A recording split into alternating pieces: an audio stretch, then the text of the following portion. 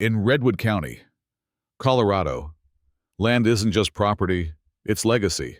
Out here, we don't take kindly to lies, lines crossed, or people who think the rules don't apply to them. I'm Cassidy Hale, rancher, deputy, and daughter of the sheriff. When one outsider tried to hijack my land for the wedding of the year, she thought she could bully the law.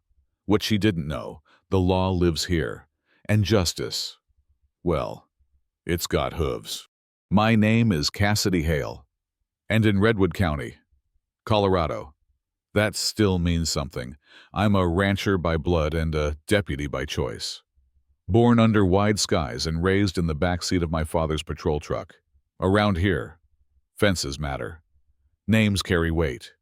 And if you mess with someone's land, you'd better know whose boots you're stepping on. Karen Whitmore didn't. She arrived like a storm cloud draped in designer sunglasses, barking orders into a Bluetooth headset as she rolled into the long-abandoned Whitaker estate next to our family ranch. By noon, she'd mistaken me for hired help and demanded I clear unsightly livestock for her daughter's upcoming wedding. I smiled, slow and deliberate. You're standing on Hale land. I said, I'm Deputy Cassidy Hale. You want the sheriff. He's my father, but I'm the one you don't want to lie to. Karen blinked like I'd spoken in code. Well, she sniffed. I'll handle this through proper channels. She didn't. The next day, her event team started driving stakes into my field, like it was a country club lawn.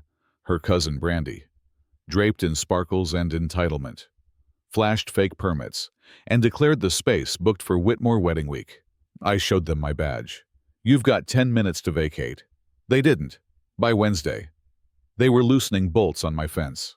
I caught them red-handed, cornered Karen, and warned her in plain English this was trespassing, and I would press charges. Instead of backing off, she dialed 911 with shaky breath and crocodile tears, shrieking that I had wild animals threatening her daughter's safety. When 4 squad cars showed up, I recognized the first officer to step out, Deputy Ramirez. My partner. Karen's face drained of color. She tried to talk her way out of it, but the damage was done. Filing a false police report doesn't go unnoticed. She got a warning, a formal citation, and a very real taste of who she was dealing with. But that wasn't the end. Saturday arrived Rodeo Day, our biggest local event. By sunrise, I saw them moving Karen's crew, sneaking in trucks, hauling in wedding decorations under cover of dawn. I sat on my porch, sipping black coffee and watching the chaos unfold through binoculars. A tent rose over my hayfield. A DJ tested speakers. Someone unrolled a white carpet over manure. What Karen didn't know, or maybe didn't care to check, was that today, like every year, we released the cattle through that very field at 10 a.m. sharp. And we did. 200 head of cattle surged through the pasture like an avalanche on hooves. Karen's archway collapsed in seconds. A bridesmaid screamed as a goat named Bandit darted past with a pink chiffon scarf in its mouth. Someone dove for a folding chair. The DJ fled. Guests screamed. Phones were everywhere. TikTok exploded. But this wasn't about viral videos. I filed formal charges: trespassing, falsifying permits, filing a false report, obstruction of a public event. My lawyer cousin helped me sort every page of evidence.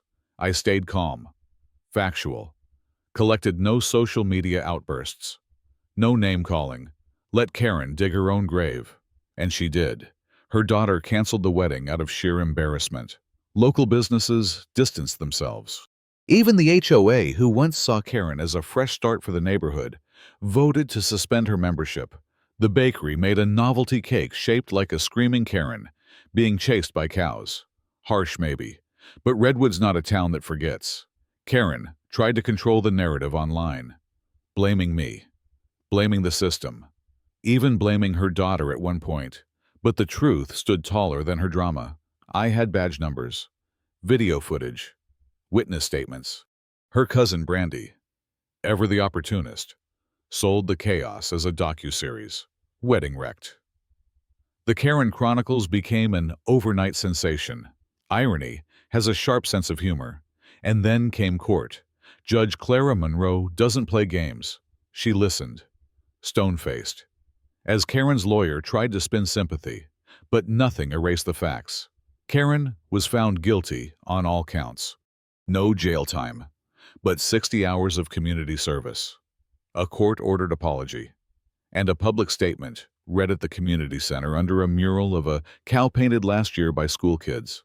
Someone had since added graffiti underneath it that read, "Goat Whisperer. Karen came by my ranch with a fruit basket. I didn't open the door." Weeks passed. Karen sold her house at a loss and left town quietly. The Whitaker estate now belongs to a retired couple who love dogs and ask permission before walking near the fence line. But the truth is, this wasn't about a wedding. It wasn't even about land. It was about respect. In small towns, we live close together. Your neighbor's kid is your dentist's niece. Your mechanic is the cousin of your pastor. We don't always agree. But we survive because we see each other. We acknowledge boundaries. We knock before we enter. Karen never understood that. She came in loud, demanding, convinced that money erased lines and that laws bent for people like her. But out here, justice isn't cold or cruel. It's personal. It comes with a handshake, a stare across a fence line, or sometimes, if needed, a judge in boots delivering the final word. And for me, it wasn't just about protecting the ranch. It was about protecting what my father taught me, that standing your ground doesn't make you hard. It makes you honest. So next time someone asks who owns that stretch of pasture outside Redwood County, they'll hear the same answer: Cassidy Hale, deputy, rancher, daughter of the sheriff, and the woman who watched karma arrive on 4 hooves.